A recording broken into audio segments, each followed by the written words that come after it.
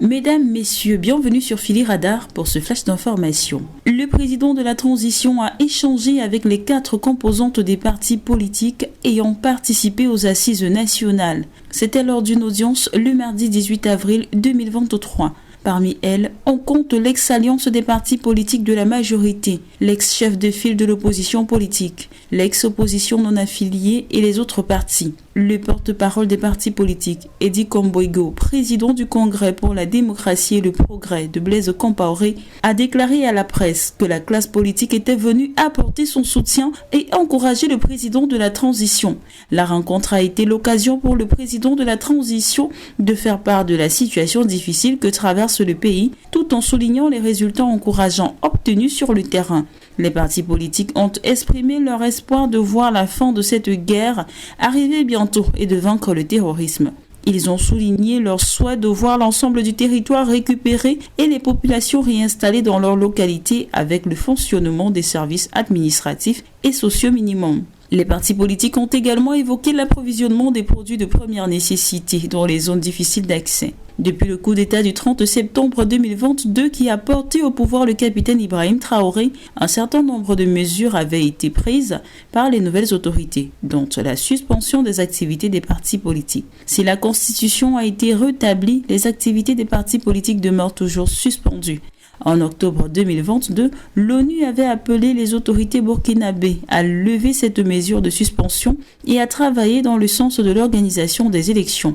Les autorités burkinabées ont réussi à obtenir un compromis dynamique avec la CEDEAO en ramenant la durée de la transition à 24 mois au lieu de 36 mois.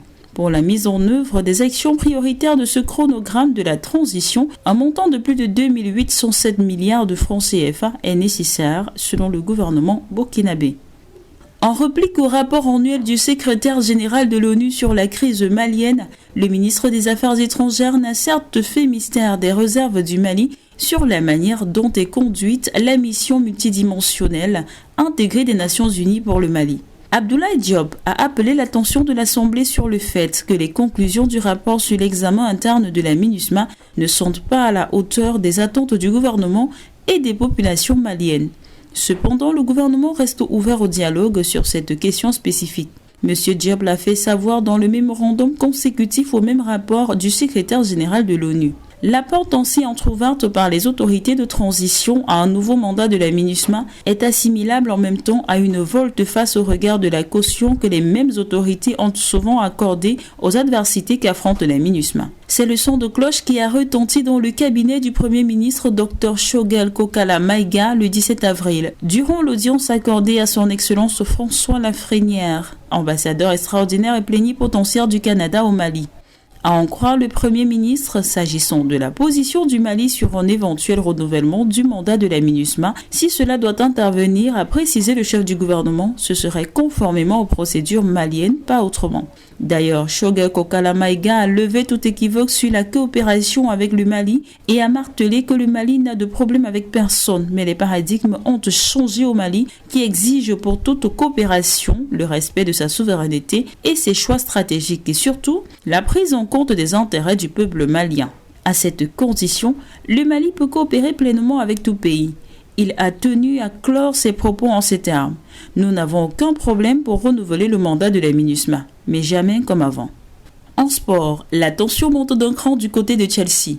C'est presque officiel. Les Bleus ne disputeront pas la Ligue des champions de la saison prochaine.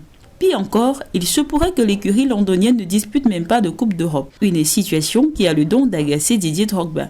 Après l'élimination de son club de cœur en quart de finale de Ligue des Champions, la légende du CFC n'a pas caché sa déception sur les décisions de la direction. « Je ne reconnais pas mon club, ce n'est plus le même club. » On compare à ce qui a été fait sous l'ère Roman Abramovich, où il y a eu beaucoup d'acquisitions de joueurs, mais les joueurs étaient très intelligents. Il a fait venir de nombreux joueurs. Ce sont des joueurs avec une certaine expérience. La stratégie est désormais différente. On parie sur des jeunes joueurs. Mais investir avec plus de 30 joueurs est difficile à gérer pour un entraîneur. Je pense qu'il leur manque des leaders charismatiques. Il faut des joueurs qui prennent le jeu à leur compte, leurs responsabilités. Il faut des joueurs qui amènent un peu de folie dans le stade, a dit Drogba au micro de beIN Sport. Après son coup de poing infligé à Leroy Sané mardi dernier dans la foulée de la défaite du Bayern Munich face à Manchester City 0-3, en quart de finale aller de Ligue des Champions, Sadio Mané aurait écopé d'une amende de 350 000 € par son club selon l'hebdomadaire Sportblade. Un montant record dans l'histoire du club, rapporte la publication allemande. À titre comparatif, Franck Ribéry avait été sanctionné d'une amende de 50 000 € lorsqu'il avait frappé Arjen Robben en 2012. Si le club bavarois avait la possibilité d'infliger à l'international sénégalais une amende à hauteur de 2 millions d'euros, son salaire mensuel, grâce à une clause présente dans son contrat, la direction allemande n'a finalement pas souhaité aller aussi loin dans ses démarches. C'est ici que s'achève ce flash d'information. Merci de l'avoir suivi. Abonnez-vous et activez la cloche de notification pour suivre toute l'actualité sur Philly Radar.